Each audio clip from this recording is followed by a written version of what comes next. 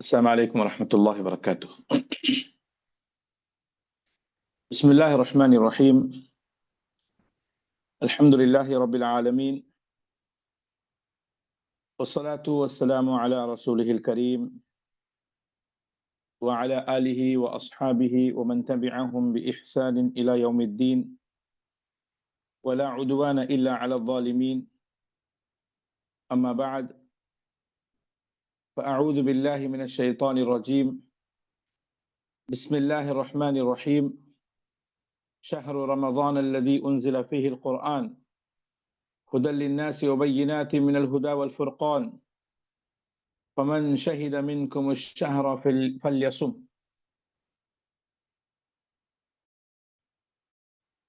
من كان مريضا يريد الله بكم تكمل العدة ولتكبروا الله على ما هداكم ولعلكم تشكرون. وقال أيضا: يا أيها الذين آمنوا كتب عليكم الصيام كما كتب على الذين من قبلكم لعلكم تتقون. قال النبي صلى الله عليه وسلم: الصوم جنة، فمن صام فلا يرفث ولا يفسق، وإن قاتله أحد فليقل إني صائم، وكما قال عليه الصلاة والسلام. எல்லா புகழும் ஏக இறைவனாகிய அல்லாஹ் ஒருவனுக்கே. ஸலவாத்தும் சலாமும் இடி தூதர் கண்மணி நாயகம் ஸல்லல்லாஹு அலைஹி வஸல்லம் அவர்கள் மீதும், அவரது குடும்பத்தினர்கள் மீதும், அவரது வாழ்க்கையை தவறாமல் பின்பற்றி வாழ்ந்த சத்திய உத்தம சஹாபாக்கள், தாபிஈன்கள், தபு தாபிஈன்கள், சலஃபு சாலிஹீன்கள், கண்ணியமிக்க இமாம்கள் மற்றும் இந்த உலகத்தில் வாழ்ந்து கொண்டிருக்கக்கூடிய வாழப்போகின்ற அனைத்து முஸ்லிமான மூமினான ஆண்கள் மற்றும் பெண்கள் மீதும் என்றென்றும் உண்டாகட்டுமாக. அல்லாஹுடைய மாபெரும் அருளால் புண்ணியம் நிறைந்த இந்த புனித ரமதான் மாதத்தை அடைந்து அதில் அல்லாஹ்க்கு பிடித்தமான காரியங்களை செய்வதற்கான வாய்ப்புகளை அல்லாஹ் நமக்கு ஏற்படுத்தி கொடுத்திருக்கின்றான். இந்த வாய்ப்பினை ஏற்படுத்தி கொடுத்த அல்லாஹ்வுக்கு எல்லா புகழும். இங்கே எனக்கு தக்வா உடைய ரமதான் என்ற ஒரு தலைப்பில் ஒரு சில வார்த்தைகளை உங்களோடு பகிர்ந்து கொள்ள பணிக்கப்பட்டுள்ளேன். ரமதான் மாதம் இது மூமின்களுடைய வாழ்க்கையில் ஒரு வசந்த காலம். ரமதான் மாதம் மூமின்களுக்கு மிகவும் பிடித்தமான ஒரு மாதம், சந்தோஷத்தை அள்ளி தருகின்ற ஒரு மாதம். ரமதான் மாதம் என்பது மூமின்களுடைய வாழ்க்கையை அல்லாஹோடு நெருங்கச் செய்வதற்கான ஒரு மாதம், சொர்க்கத்தை பெற்றுத்தரக்கூடிய, நரகத்தை விட்டு பாதுகாக்கக்கூடிய ஒரு மாதமாக இந்த ரமதான் மாதம் இருக்கின்றது. அல்ஹம்துலில்லாஹ். ரமதானுடைய ஏராளமான சிறப்புகள் நாம் அறிந்திருக்கின்றோம். அல்லாஹ்வின் தூதர் ஸல்லல்லாஹு அலைஹி வஸல்லம் அவர்கள் கூறுகின்றார்கள்: இதா ஜாஅ ரமதான் ஃபுதிஹத் அப்வாபுல் ஜன்னah வ உக்லிகத் அப்வாபுன் நார் வ சுல்சிலத்திஷ் ஷயாத்தீன். இன்னொரு ஹதீஸ்ல வலில்லாஹி உத்தகாஉ மினன் நார் வ ஃபீ குல்லி லைலா வ ذلك ஃபீ குல்லி லைலா என்ற ஹதீஸ்ல வருகின்றது. ரமதான் மாதம் வந்தால் சில மாற்றங்கள் ஏற்படுகின்றன. அல்லாஹ்வினால் சில மாற்றங்கள் ஏற்படுத்தப்படுகின்றன. முதலாவது, ரமதான் மாதம் வந்துவிட்டால் சொர்க்கத்தின் வாசல்கள் திறக்கப்படுகின்றன, நரகத்தின் வாசல்கள் மூடப்படுகின்றன, ஷைத்தான்களுக்கு சங்கிலி போடப்படுகின்றது, கட்டுப்பாடு போடப்படுகின்றது. மேலும் ஒவ்வொரு இரவும் அல்லாஹ் சுப்ஹானஹு வ தஆலா பலரை நரகத்திலிருந்து விடுதலை அளிக்கின்றான். ஒவ்வொரு இரவும். இதெல்லாம் அல்லாஹ் சுப்ஹானஹு வ தஆலா ரமதானின் மூலமாக நம்முடைய வாழ்க்கையில ஏற்படுத்தக்கூடிய சில மாற்றங்கள். இப்படிப்பட்ட ஒரு ஏற்பாடுகளை ரமதானுடைய வருகையை குறித்தும் ரமதானுடைய சிறப்பை அடிப்படையாக வைத்தும் அல்லாஹ் சுப்ஹானஹு வ தஆலா செய்யும் பொழுது நம்மிடத்திலே சில எதிர்பார்ப்புகள் அல்லாஹ் சுப்ஹானஹு வ தஆலா வைக்கின்றான். அல்லாஹ் நம்மிடத்திலே சில விஷயங்களை எதிர்பார்க்கின்றான். நாம் திருந்தி வாழ வேண்டும், அவனுக்கு பிடித்தமான வாழ்க்கை நாம் அமைத்துக் கொள்ள வேண்டும், முத்தகீன்களாக, இறையச்சவாதிகளாக, அல்லாஹ்வை அஞ்சி நடப்பவர்களாக, அவனுக்கு கட்டுப்பட்டு நடப்பவர்களாக, அவனுக்கு மாறு செய்யாதவர்களாக நாம் மாற வேண்டும் என்பதுதான் இதனுடைய உண்மையான அடிப்படை நோக்கம். அல்லாஹ் அதான் எதிர்பார்க்கின்றான். எனவே நோன்புடைய அடிப்படை நோக்கம் என்ன? நோன்பு என்பது வெறும் பசியை உணர்வதற்காக, அல்லது ஏழைகளுடைய பசியை உணர்வதற்காக, அல்லது நம்முடைய நேரத்துடைய அந்த அந்த ஷெட்யூலை மாற்றுவதற்காக அப்படி அல்ல. மாறாக யா அய்யுஹல்லதீன ஆமனூ குதிப அலைக்குமுஸ் ஸியாம் கமா குதிப அலல் லதீன மின் கப்லிக்கும் லஅல்லக்கும் தத்தகூன். ஈமான் கொண்டவர்களே, உங்களுக்கு முன்னால் இருந்தவர்கள் மீது நோன்பு கடமையாக்கப்பட்டது போல உங்களுக்கும் நோன்பு கடமையாக்கப்பட்டிருக்கின்றது. அது நீங்கள் இறையச்சமுடைய மக்களாக ஆக வேண்டும் என்பதற்காக, நீங்கள் முத்தகீன்களாக மாற வேண்டும் என்பதற்காக, நீங்கள் முத்தகீன்களாக மாற வேண்டும் என்பதற்காக. அப்ப தக்வானா என்ன? தக்வா என்பது என்ன? அதோடைய உண்மையான பொருள் என்ன?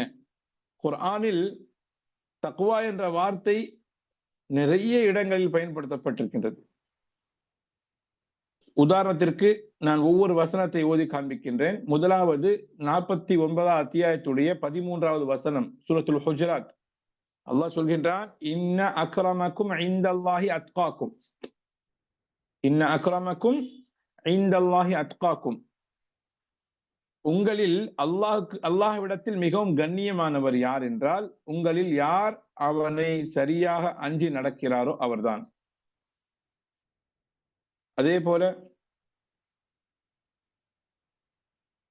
சூரா யூனுஸ் 63வது வசனம், அல்லதீன ஆமனு வகானு யத்தகூன். யார் ஈமான் கொண்டு தக்வாவுடைய வாழ்க்கை வாழ்கிறார்களோ அவர்கள்தான் அல்லாஹ்வுடைய நேசர்கள், அவர்கள்தான் அவுலியா உல்லாஹ். அவுலியா உல்லாஹ் என்பதற்கான விளக்கம் இந்த வசனத்தில் தரப்பட்டுள்ளது. உண்மையான அவுலியாக்கள், உண்மையான இறை நேசர்கள் யார் என்றால், யார் ஈமான் கொண்டு தக்வாவுடைய வாழ்க்கை வாழ்கிறார்களோ அவர்கள்தான் உண்மையான இறை நேசர்கள் என்று. அதே போல அல்லாஹ் சுப்ஹானஹு வ தஆலா சூரத்து தலாக் என்ற அத்தியாயத்துடைய 65வது அத்தியாயத்துடைய 2வது வசனத்திலும் 3வது வசனத்திலும் கூறுகின்றான், ஒமன் யத்தகில்லாஹ யஜ்அல் லஹு மக்ரஜ வயர்ஸுக்ஹு மின் ஹைஸு லா யஹ்தஸிப். யார் அல்லாஹ்வை அஞ்சி நடக்கிறார்களோ அல்லாஹ் அவர்களுக்கு அந்த பிரச்சனையிலிருந்து வெளியே வருவதற்கான வாய்ப்பினை ஏற்படுத்தி கொடுப்பான், வழியை ஏற்படுத்தி கொடுப்பான். மேலும் அவர்கள் அறியாத வழியிலிருந்து அவர்களுக்கு உணவளிப்பான். மேலும் யார் அல்லாஹ்வை அஞ்சி நடக்கிறார்களோ அவர்களுடைய காரியங்களை லேசாக்கி தருவான். யார் அல்லாஹ்வை அஞ்சி நடக்கிறார்களோ அவர்களுடைய பாவங்களை மன்னித்து அவர்களுக்கு மகத்தான கூலியை கொடுப்பான் என்று ஒரே அத்தியாயத்துல ஒமன் யத்தகில்லாஹ ஒமன் யத்தகில்லாஹ ஒமன் யத்தகில்லாஹ என்று 3 முறை அல்லாஹ் சுப்ஹானஹு வ தஆலா பயன்படுத்தி அதற்கு 3க்கும் தனித்தனி கூலியையும் அல்லாஹ் சுப்ஹானஹு வ தஆலா சொல்லி காண்பிக்கிறான். முதலாவது, அல்லாஹ்வை அஞ்சி நடந்தால் உங்களுக்கு பிரச்சனையிலிருந்து வெளிவருவதற்கான வழி ஏற்படுத்தி கொடுப்பான். அல்லாஹ்வை அஞ்சி நடந்தால் அல்லாஹ் உங்களுடைய காரியங்களை இலகுவாக்கி தருவான். அல்லாஹ்வை அஞ்சி நடந்தால் அல்லாஹ் உங்களுடைய பாவங்களை மன்னித்து உங்களுக்கு மகத்தான கூலியை கொடுப்பான் என்று சூரத்து தலாக் என்ற 65வது அத்தியாயத்துடைய 2, 3, 4, 5 ஆகிய வசனங்களில் அல்லாஹ் சுப்ஹானஹு வ தஆலா சொல்லி காண்பிக்கின்றான். சுப்ஹானல்லாஹ். அப்ப தக்வாவுக்கு அவ்வளோ மகத்துவம் இருக்கின்றது, தக்வாவிற்கு அவ்வளோ மதிப்பு இருக்கின்றது அல்லாஹ்விடத்துல. அதே போல அல்லாஹ் சுப்ஹானஹு வ தஆலா சூரத்து தாஹாவுடைய இறுதி வசனங்களில் தொழுகையை குறித்து சொல்லும் பொழுது, வஅமுர் அஹ்லக பிஸ்ஸலாத் வஸ்தபிர் அலைஹா. உங்களுடைய குடும்பத்தாருக்கு தொழுகையை குறித்து ஏவி அதில் உறுதியாக இருங்கள், அதில் உறுதியாக சொல்லிக்கொண்டே இருங்கள். உங்களுடைய குடும்பத்தாருக்கு தொழுகை குறித்து நீங்கள் ஏவிக்கொண்டே இருக்க வேண்டும். உம்மிடத்தில் நாம் உணவை எதிர்பார்க்கவில்லை, மாறாக நாம் தான் உமக்கு உணவு வழங்கிறோம். வல் ஆகிபத்து லித்தக்வா, மறுமை முடிவு என்பது அது தக்வாவுக்குரியதான் இருக்கு. தக்வாவின் அடிப்படையில் தான் மறுமையுடைய முடிவே இருக்கின்றது என்று அல்லாஹ் சுப்ஹானஹு வ தஆலா சொல்லி காண்பிக்கின்றான். உமர் ரலியல்லாஹு அன்ஹு அவர்கள் உபை இப்னு கஅப் ரலியல்லாஹு அன்ஹு அவர்களிடத்துல தக்வாவை பற்றி கேட்கிறார்கள்.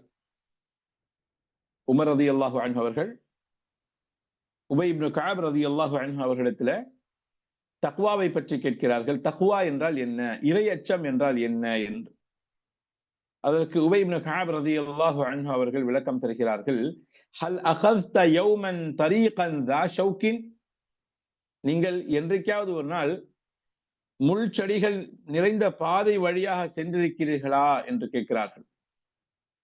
ஆம், அப்படி என்றால் நீங்கள் அங்கே எவ்வாறு சென்றீர்கள்? ஃபமா அமில்த ஃபீஹி என்று கேட்கும்போது தஷம்மர்து வ ஹஸர்து, நான் என்னுடைய ஆடைகளை கவனமாக சுருக்கிக் கொண்டேன், அந்த ஆடைகளை அந்த முள் செடியின் மீது படாதவாறு என்னுடைய ஆடைகளை நான் பாதுகாத்துக் கொண்டேன், அப்படித்தான் அந்த அந்த பாதை வழியாக நான் சென்றேன் என்று உமர் ரலியல்லாஹு அன்ஹு அவர்கள் சொன்னபோது உபை இப்னு கஅப் ரலியல்லாஹு அன்ஹு சொன்னார்கள், ஃபஸாக தக்வா, அதுதான் தக்வா, அதுதான் தக்வா.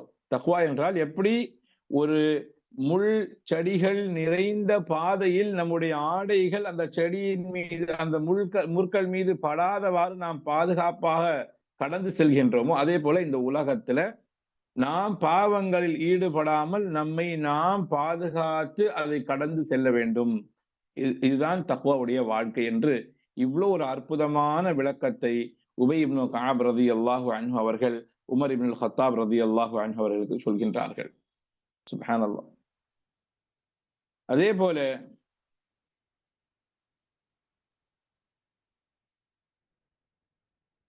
அப்துல் ரஹ்மான் அல் முபாரக் ஃபூரி சொல்கிறார்கள், அல் முத்தகி மன் யத்ருக்கு மா லா பஅஸ பிஹி கௌஃபன் மிம்மா ஃபீஹி பஅஸுன்.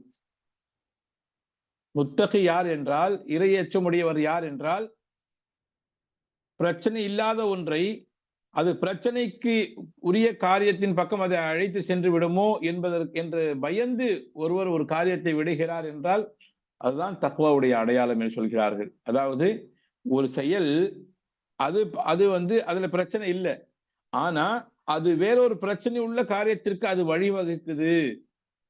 எனவே இதை நான் செய்தால் அது என்ன ஆகும், அது எனக்கு பிரச்சனை பக்கம் கொண்டு போகும் என்று தெரிய வரும்போது அதை விட்டு விடுவதுதான் ஒரு முத்தகையுடைய அடையாளம் என்று சொல்கிறார்கள் அப்துல் ரஹ்மான் அல் முபாரக் ஃபூரி ரஹிமஹுல்லா அவர்கள்.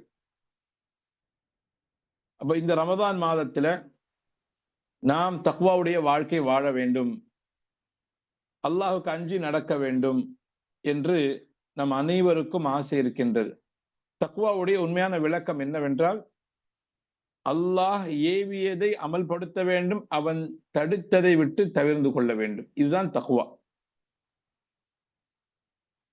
இத்தியானு மா அமர் அல்லாஹ் வ தர்கு மா நஹல்லாஹ். அல்லாஹ் எதை ஏவினானோ அதை செயல்படுத்துவதற்கு முன் வர வேண்டும். அப்ப அல்லாஹ் என்ன ஏவி இருக்கின்றான்? அல்லாஹ் நமக்கு தொழுகையை தொழுமாறு ஏவி இருக்கின்றான், நோன்புகளை நோக்குமாறு ஏவி இருக்கின்றான், ஜக்காத்தை வழங்குமாறு ஏவி இருக்கின்றான், ஹஜ் செய்யுமாறு ஏவி இருக்கின்றான், பெற்றோர்களுக்கு பணிவிடை செய்ய வேண்டும் ஏவி இருக்கின்றான், குர்ஆனை ஓத வேண்டும், ஜிக்ரு செய்ய வேண்டும், ஏழை எளிய மக்களுக்கு உதவி செய்ய வேண்டும், அனாதைகளை ஆதரிக்க வேண்டும், விதவைகளை ஆதரிக்க வேண்டும். அதே போல எதையெல்லாம் தடுத்திருக்கின்றான்? போய் பேசக்கூடாது, புறம் பேசக்கூடாது, ஏமாற்றக்கூடாது, ஷிர்க் செய்யக்கூடாது, பித்அத் செய்யக்கூடாது என்று அல்லாஹ் ரப்பல் தடுத்திருக்கின்றான். இப்படி அல் அவாமிர் அன் நவாஹி, ஏவல்கள் மற்றும் தடுத்தல்கள், இந்த இரண்டுமே இந்த மார்க்கத்தில் இருக்கின்றன. அப்போ ஏவப்பட்ட விஷயங்களை செய்வது, தடுக்கப்பட்ட விஷயங்களை விட்டு விலகி இருப்பது, இதற்கு பெயர்தான் தக்வா. இதற்கு பெயர்தான் இறை எச்சம், இதற்கு பெயர்தான் பயபக்தி. இப்போ உண்மையாக நாம் அல்லாஹ்வை அஞ்சுகிறோம் என்றால், அல்லாஹ் சுப்ஹானஹு வ தஆலா நம் மீது கடமையாக்கி இருக்கக்கூடிய இந்த கடமைகளை குறிப்பாக இந்த ரமதான் மாதத்துல நாம் சரிவர செய்ய வேண்டும். ரமதான் மாதம் அது இன்றைக்கு பலருடைய வாழ்க்கையில அல்லாஹ் பாதுகாக்க வேண்டும். பலருடைய வாழ்க்கையில ரமதான் மாதம் என்றால் அது பல வகையான உணவுகளை சுவைப்பதற்கான மாதம், அல்லது அதிகமான நேரம் கடை வீதிகளிலே கழிக்க வேண்டிய மாதம், அல்லது இரவு விழித்து பகல் முழுதும் தூங்கக்கூடிய மாதம், அல்லது விளையாட்டு மைதானங்களில் அதிகமான நேரங்களை கழிப்பது, அல்லது மொபைல்ல அதிகமான நேரத்தை கழிப்பது, இதுதான் இந்த மாதம் என்று நினைக்கிறார்கள். அப்படி அல்ல. ரமதான் மாதம் என்பது நோன்புக்குரிய மாதம். ரமதான் மாதம் என்பது தொழுகைக்குரிய மாதம். ரமதான் மாதம் என்பது இபாதத்துக்குரிய மார்க்கம், குர்ஆனை ஓதுவதற்கான மார்க்கம். இந்த மாதம் என்பது, ரமதான் மாதம் என்பது குர்ஆனை ஓதுவதற்கான மாதம். ரமதானுடைய மாதம் என்பது அல்லாஹ்வை சந்தோஷப்படுத்துவதற்கான மாதம், அதிகமான நேரம் பள்ளிவாசலில் கழிப்பதற்கான மாதம், ஹராமை விட்டு அல்லது மக்ரூஹான விஷயங்களை விட்டு விலகி வருவதற்கான மாதம். ரமதான் மாதம் என்பது அல்லாஹ்விடத்துல அழுது தௌபா செய்யக்கூடிய மாதம். இதுதான் ரமதானுடைய உண்மையான நோக்கம். இந்த ரமதான் மாதத்தில் அல்லாஹ்வின் தூதர் ஸல்லல்லாஹு அலைஹி வஸல்லம் ரமதான் எப்படி இருந்திருக்கின்றது? அல்லாஹ்வின் தூதர் ஸல்லல்லாஹு அலைஹி வஸல்லம் அவர்களை பற்றி ஆயிஷா ரலியல்லாஹு அன்ஹா அவர்கள் கூறுகின்றார்கள், அல்லாஹ்வின் தூதர் ஸல்லல்லாஹு அலைஹி வஸல்லம் ரமதானிலும் சரி ரமதான் அல்லாத மாதங்களிலும் சரி இரவில எழுந்து தொழுவார்கள், 11 ரக்காத் தொழுவார்கள். இதுல அந்த அழகு, அந்த தொழுகையுடைய அழகையும் அதனுடைய நீளத்தை பற்றியும் நீங்கள் கேட்கவே வேண்டாம் என்கிறார்கள் ஆயிஷா ரலியல்லாஹு அன்ஹா அவர்கள். எவ்வளவு, அதாவது இந்த தொழுகை என்பது, இரவு வணக்கம் என்பது, இதுல குவான்டிட்டி இல்ல, குவாலிட்டி தான் முக்கியம் என்பதற்கு ஆயிஷா ரலியல்லாஹு அன்ஹா அவருடைய இந்த ஹதீஸ் ரொம்ப அழகான ஒரு உதாரணம். நபிகள் நாயகம் ஸல்லல்லாஹு அலைஹி அவருடைய அந்த இரவு வணக்கத்தை பற்றி, இரவு தொழுகையை பற்றி கேட்க வேண்டாம். லா தஸ்அல் அன் ஹுஸ்னிஹின்ன வ தூலிஹின்ன, லா தஸ்அல் அன் ஹுஸ்னிஹின்ன வ தூலிஹின்ன. அல்லாஹ்வின் தூதர் ஸல்லல்லாஹு அலைஹி வஸல்லம் அந்த தொழுகையின் அழகை குறித்தும் அந்த தொழுகையின் நீளத்தை குறித்தும் கேட்கவே வேண்டாம். அவ்வளவு நிறுத்தி நிதானமாக நீட்டி தொழுவார்கள், நீட்டி ருக்கு செய்வார்கள், நீட்டி சுஜூத் செய்வார்கள், நீட்டி கியாம் செய்வார்கள், நீண்ட நேரம் ஓதுவார்கள். 4 ரக்காத்துகள் நீட்டி தொழுவார்கள், பிறகு சற்று நேரம் ஓய்வு எடுப்பார்கள், பிறகு மீண்டும் 4 ரக்காத்துகள் தொழுவார்கள். இப்படி நீண்ட நேரம் நின்று அல்லாஹ்வை வணங்கக்கூடிய ஒரு இரவுகளாக இந்த இரவுகள் இருக்கின்றன. இந்த இரவுகள் மன் காம ரமதான ஈமானன் வஹ்திசாபன் குஃபிர லஹு மா தகத்தம மின் தம்பிஹி.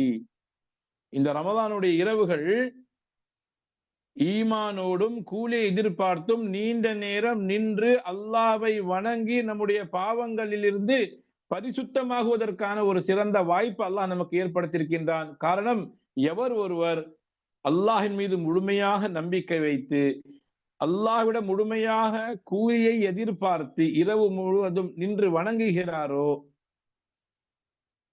அல்லது இரவுடைய ஒரு பகுதியில் நின்று வணங்குகிறாரோ,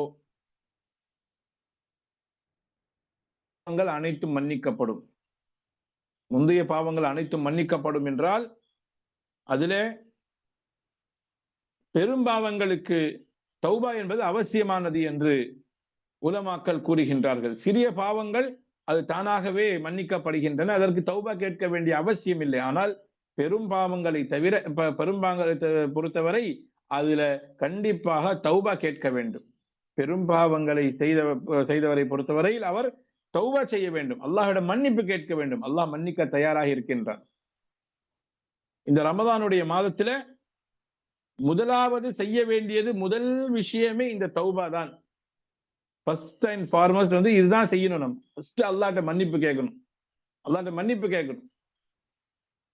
யா அய்யுஹல்லதீன ஆமனு தூபு இலல்லாஹி தௌபத்தன் நஸூஹா. உல தூய்மையோடு தௌபா செய்யணும். அந்த தௌபா எப்படி இருக்கணும்? அல்லாஹ்விடத்துல தான் செய்த தவறுகளை ஒத்துக்கொண்டு, இனிமேல் நான் அந்த தவறுகளை செய்ய மாட்டேன் யா அல்லாஹ், எனவே என்னுடைய பாவங்களை நீ மன்னித்து விடு யா அல்லாஹ் என்று அல்லாஹ்விடத்திலே தான் செய்த தவறுகளை ஒத்துக்கொண்டு வருந்தி, மனம் வருந்தி அழுது அல்லாஹ்விடம் மன்னிப்பு கேட்பது நம் மீது கடமை. அழுக வேண்டும், அல்லாஹ்வுக்கு முன்னால் அழ வேண்டும், கண்ணீர் வடிக்க வேண்டும். நமக்கு கண்ணீர் வரமாட்டேங்குது என்று யாராவது சொன்னால் அவருடைய உள்ளங்கள் அது கனத்து விட்டன, அது சற்று கடினமாகிவிட்டன என்பதற்கான அடையாளம்.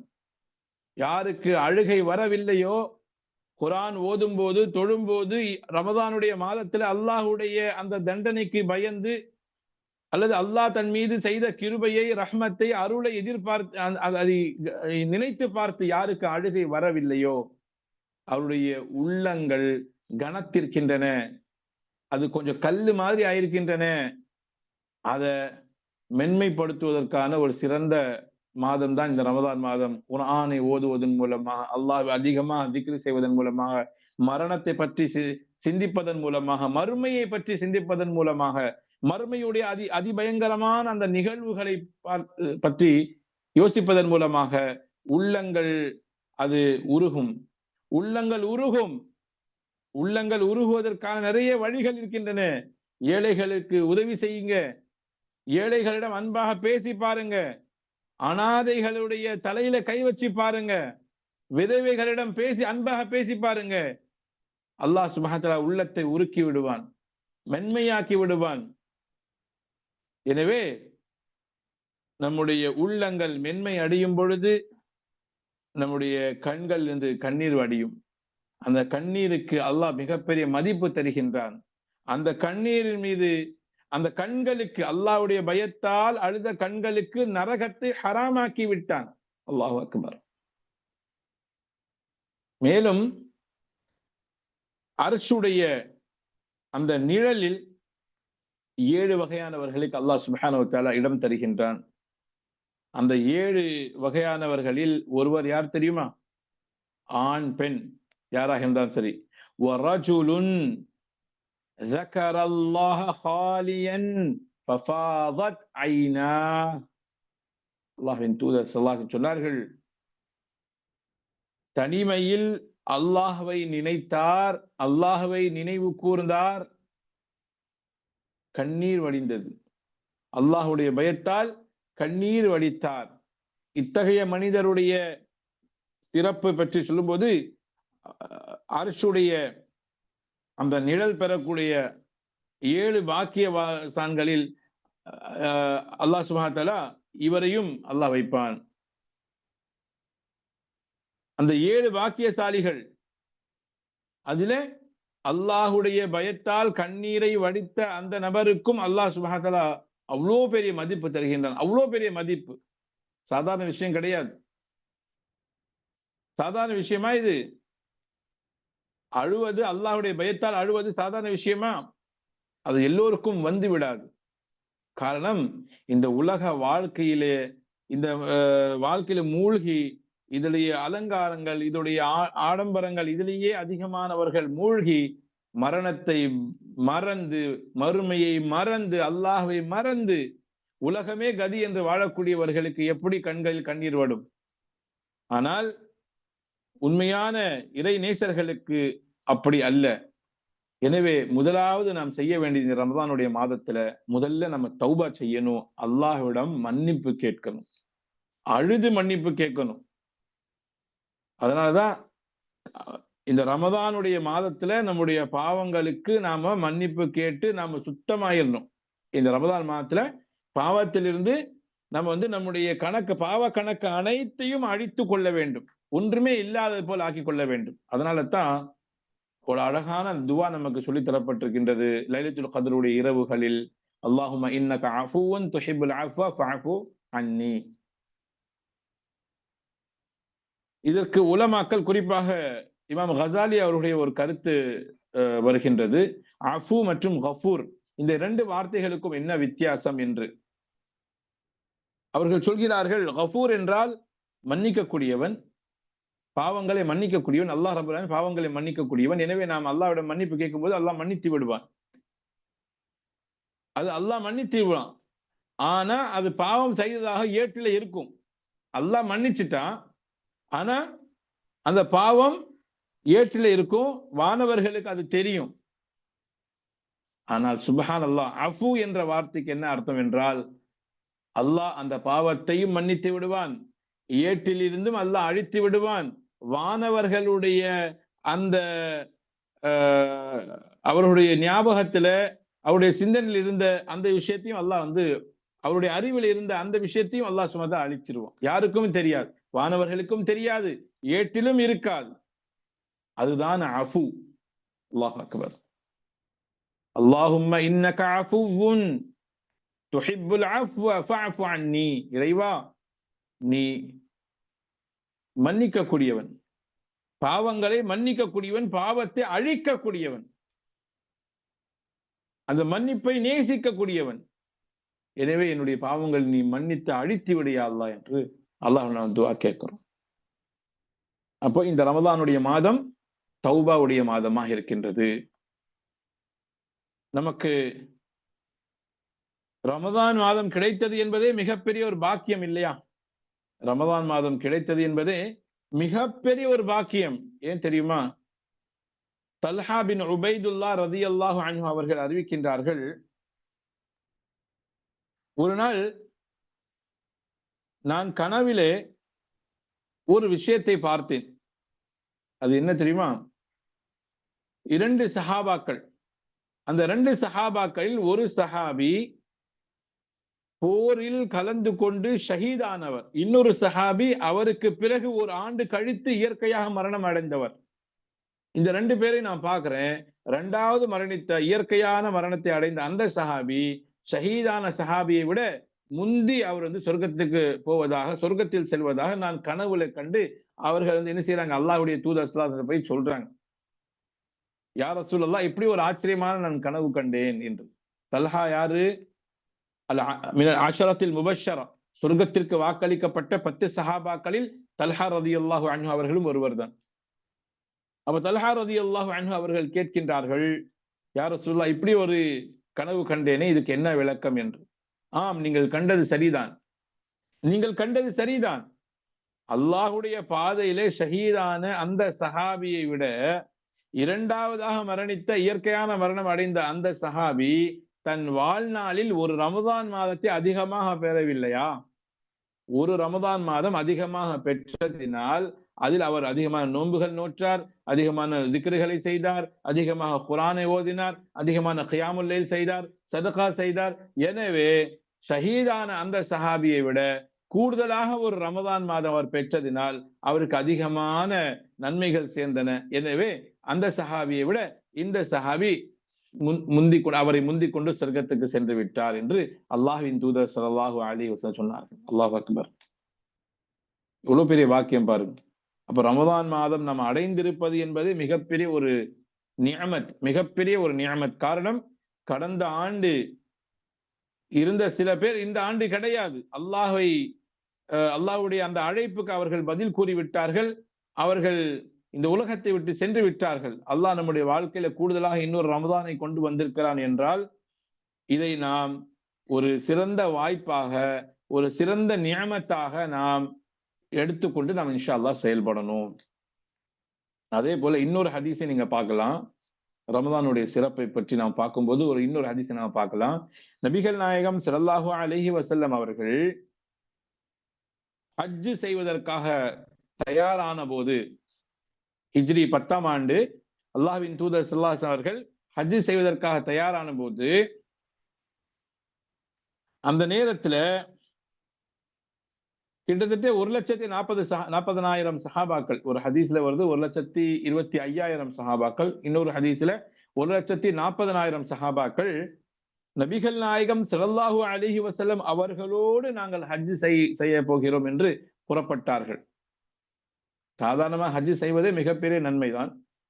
அது நபிகள் நாயகம் ஸல்லல்லாஹு அலைஹி வஸல்லம் அவர்களோடு ஹஜ் செய்ய போகிறோம் என்கின்ற ஒரு சந்தோஷத்துல 1,40,000 சஹாபாக்கள் புறப்படுகிறார்கள். அல்லாஹு அக்பர். அந்த நேரத்துல அல்லாஹ்வின் தூதர் ஸல்லல்லாஹு அலைஹி வஸல்லம் மதீனாவிலிருந்து புறப்படும் போது ஒரு பெண்மணியை பார்க்கறாங்க. ஒரு சஹாபியா, ஒரு அன்சாரி சஹாபியா பெண்மணி பார்க்கறாங்க. ஏமா நீங்க வரலையான்னு கேட்கறாங்க. அப்போ அவங்க சொல்றாங்க, யா ரசூலல்லாஹ், அல்லாஹ்வின் தூதரே, என்னுடைய கணவரும் என்னுடைய ஒரு மகனும் உங்க கூட ஹஜ்ஜுக்கு வந்து கொண்டிருக்கிறார்கள். எங்களிடத்துல 2 ஒட்டகங்கள் இருந்தன. அதுல ஒரு ஒட்டகத்துல என்னுடைய கணவரும் என்னுடைய மகனும் உங்களோடு ஹஜ்ஜுக்கு வந்து கொண்டிருக்கிறார்கள். இன்னொரு ஒட்டகத்தில்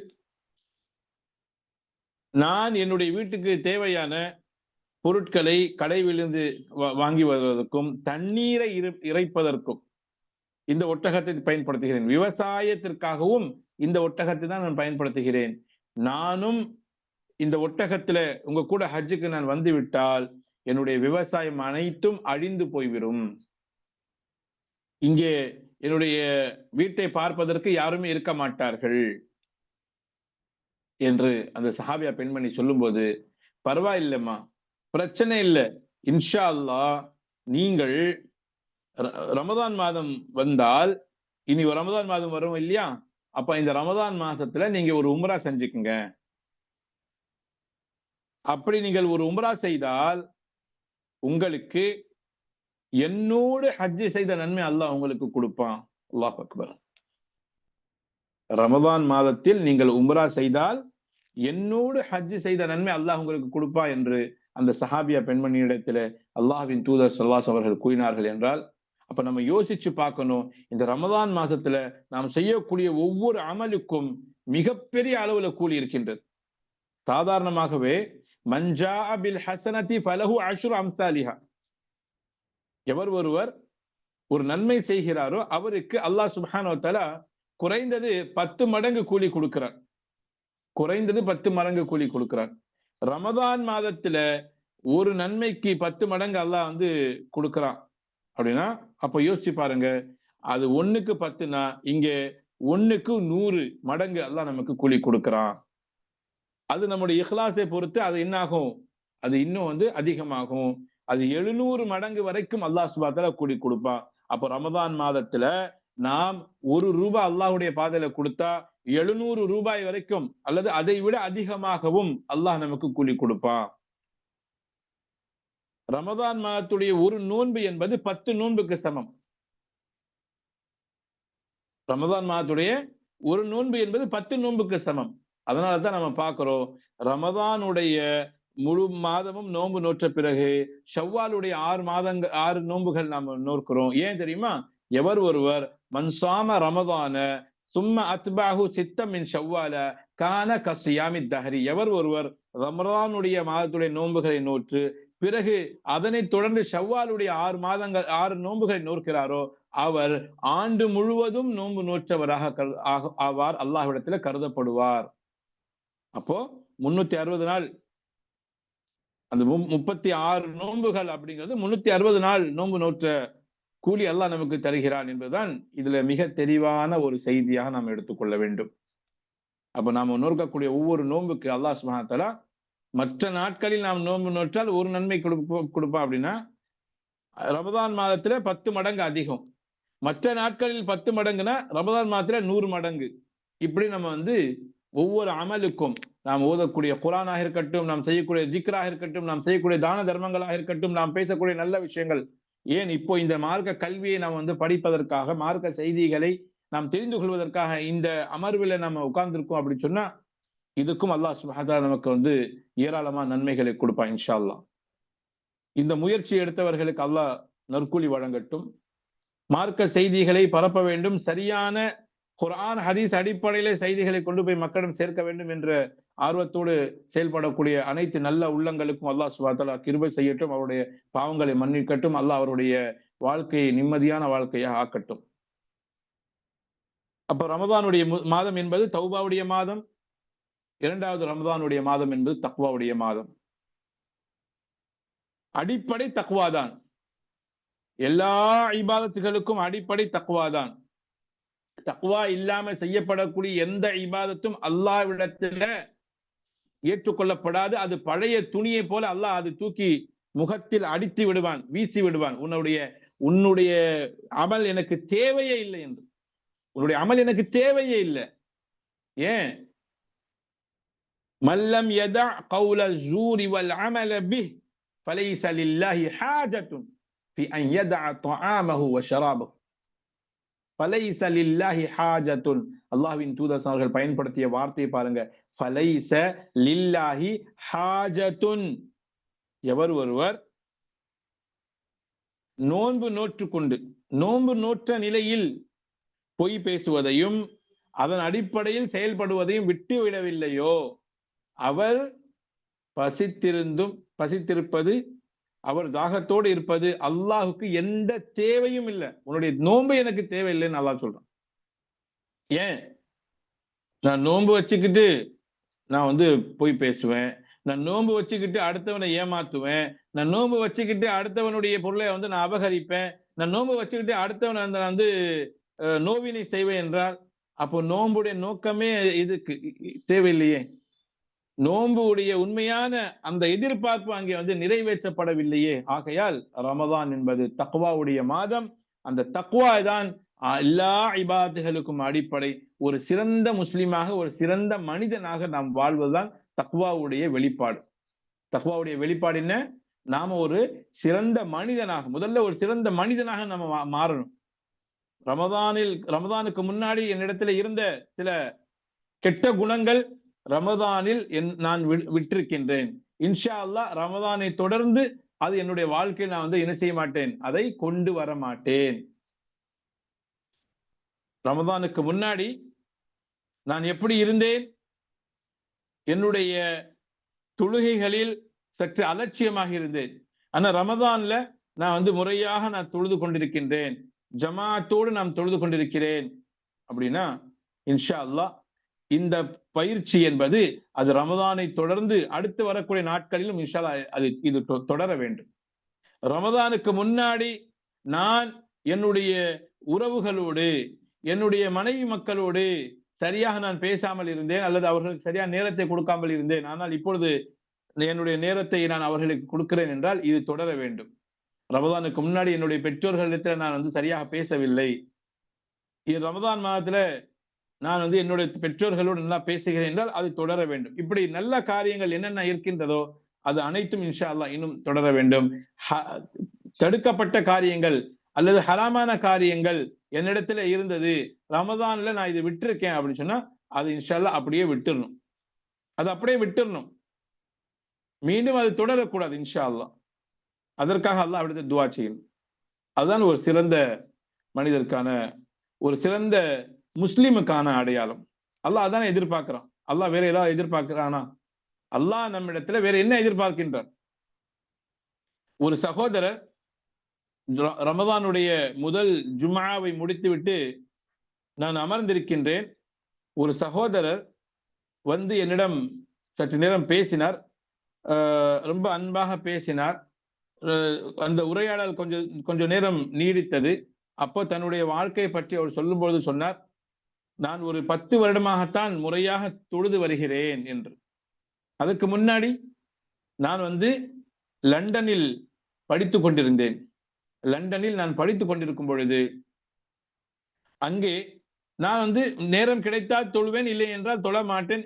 ஒரு சாதாரண, எப்படி ஒரு சாதாரண முஸ்லீம் எப்படி இருப்பானோ அப்படிதான் நானும் இருந்தேன். பெரிய அளவுக்கு மார்க்க பிடிப்பு கிடையாது, பெரிய அளவுக்கு மார்க்க ஈடுபாடு கிடையாது.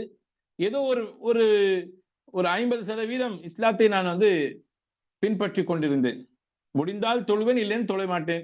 முடிந்தால் நோன்பு நோற்பேன், இல்லை என்றால் நோக்க மாட்டேன். இப்படிதான் என்னுடைய வாழ்க்கை இருந்தது. ஒரு நாள் என்னுடைய நண்பர் ஒருவர் ஒரு பிறந்த நாள் விழாவிற்கு என்னை அழைப்பு கொடுத்தார். நானும் சென்றேன். அங்கே சென்று பார்த்தால் ஒரு முஸ்லிம் சகோதரி அங்கே மது குடித்துக் கொண்டிருந்தார்கள். அந்த பார்ட்டியில, அந்த பர்த்டே பார்ட்டியில, அந்த பிறந்தநாள் விழாவில் ஒரு முஸ்லிம் சகோதரி அங்கே மது அருந்து கொண்டிருந்தார். என்னையும் குடிக்க அவர் கேட்டார். நான் அன்பாக மறுத்து விட்டேன், இதை நான் குடிக்க மாட்டேன் என்று. பிறகு கொஞ்ச நேரம் பேசினோம். அதன் பிறகு நான் வீட்டுக்கு வந்து விட்டேன். என்னுடைய அறைக்கு நான் சென்று விட்டேன். 6 மாதங்கள், சுமார் 6 மாதங்கள் கழித்து நான் அந்த சகோதரியை மீண்டும் பார்ப்பதற்கான வாய்ப்பு கிடைத்தது. அப்போது நான் அப்படியே கேட்டேன், அதாவது சற்று நகைச்சுவை கேட்டேன், இன்றைக்கு குடிக்கவில்லையா என்று. அப்ப அந்த சகோதரி சொன்னார்கள், இல்லை அல்ஹம்துலில்லாஹ், நான் குடி பழக்கத்தை முழுவதுமாக விட்டு விட்டேன். உங்களை பார்த்துதான் நான் குடி பழக்கத்தை விட்டு விட்டேன். காரணம், நீங்கள் ஒரு ஆண், நீங்க நீங்கள் ஒரு ஆணாக இருந்தாலும் உங்களுக்கென ஒரு சில கட்டுப்பாடுகள் வைத்திருக்கிறீர்கள். நீங்கள் ஒரு சிறந்த ஒரு முஸ்லிமாக நீங்கள் இருக்கிறீர்கள். ஆனால் நான் ஒரு பெண்ணாக இருந்து இதெல்லாம் செய்வதற்கு எனக்கு வெட்கமாக இருந்தது. உங்களுக்கு எந்த கட்டுப்பாடும் இல்லை. ஆனால் நீங்கள் அல்லாஹ்வுடைய பயத்தால் நீங்கள் தொடாமல் இருக்கிறீர்கள். எனவே நான் ஏன் இதை உங்களை பார்த்து திருந்த கூடாது என்று நான் திரிந்து விட்டேன் என்று அந்த சகோதரி சொன்னார். அது மட்டும் அல்ல, நான் 5 நேர தொழுகைகளையும் முறையாக தொழுது வருகிறேன். காரணம், மது குடித்தால் 40 நாள் தொழுகை ஏற்றுக்கொள்ளப்படாது என்று நான் கேள்விப்பட்டேன். எனவே நான் தொழ ஆரம்பித்து விட்டேன், மது பழக்கத்தை முற்றிலுமாக விட்டு விட்டேன் என்று அந்த சகோதரி சொன்னபோது, இந்த சகோதரர் சொல்கிறார், நான் அப்படியே நான் ஆடி போய் விட்டேன். அல்லாஹ் என் மூலமாக ஒரு சகோதரிக்கு ஹிதாயத்து கொடுத்திருக்கின்றானே. அல்லாஹ் என் மூலமாக, நான் ஒரு சாதாரண ஒரு மனிதன், நான் பெரிய சிறந்த முஸ்லிமும் கிடையாது. ஆனால் என்னுடைய ஒரு விஷயம், என்னுடைய வாழ்க்கையிலிருந்து ஒருவர் படிப்பினை பெற்று ஒரு சகோதரி என்ன செஞ்சிருக்காங்க, அவங்களுடைய குடிப்பழக்கத்தை விட்டுருக்காங்க. அது மட்டும் இல்ல, அவங்க தொழ ஆரம்பிச்சிருக்காங்க, முறையா தொழுறாங்க அப்படின்னு சொன்னா, நானும் என்னுடைய தொழுகைகளை சரி செய்து கொள்ள வேண்டும், நானும் என்னுடைய ஈமானை சரி செய்து கொள்ள வேண்டும் என்று, அதன் பிறகுதான் என்னிடத்துல ஒரு மார்க்க பிடிப்பு வந்தது என்று அந்த சகோதரர் என்னிடம் சொல்லும் போது அப்படியே எனக்கு பில்லரித்து விட்டது. அல்லாஹ் அக்பர். இப்படி அல்லாஹ் சுப்ஹானஹு வ தஆலா நம்முடைய வாழ்க்கையில சில மாற்றங்களை ஏற்படுத்துகின்றார். அப்போ அல்லாஹ் நமக்கு இந்த ரமதான் மாதத்தை கொடுத்திருக்கான். இதை நம்ம சரியாக பயன்படுத்திக்கணும், அல்லாஹ்ட்ட தௌபா கேட்கணும், தக்வாவோடு வாழணும். நல்ல அமல்கள், சாலிஹான அமல்கள், நபிகள் நாயகம் ஸல்லல்லாஹு அலைஹி வஸல்லம் சுன்னாவின் அடிப்படையில காட்டித்தரப்பட்ட அமல்கள், இஹ்லாஸான அடிப்படையில செய்ய வேண்டும். ஒன்றை மட்டும் சொல்லி நான் முடித்துக் கொள்கின்றேன். நாம் எவ்வளவு அமல்கள் செய்தாலும் அதுல 2 விஷயங்கள் அடிப்படையானது. 2 விஷயங்கள் அடிப்படை. எவ்வளவு பெரிய அமல் செஞ்சாலும் அதுல 2 அடிப்படைகள் இருக்கின்றன. ஒன்று, அது அல்லாஹுக்காக நம்ம செய்யணும். 2வது, அது நபி வழியில இருக்கணும். இந்த 2 சரியாக இருந்தால் இன்ஷா அல்லாஹ் நம்முடைய அமல்கள் அல்லாஹ்விடத்தில் ஏற்றுக்கொள்ளப்படும்.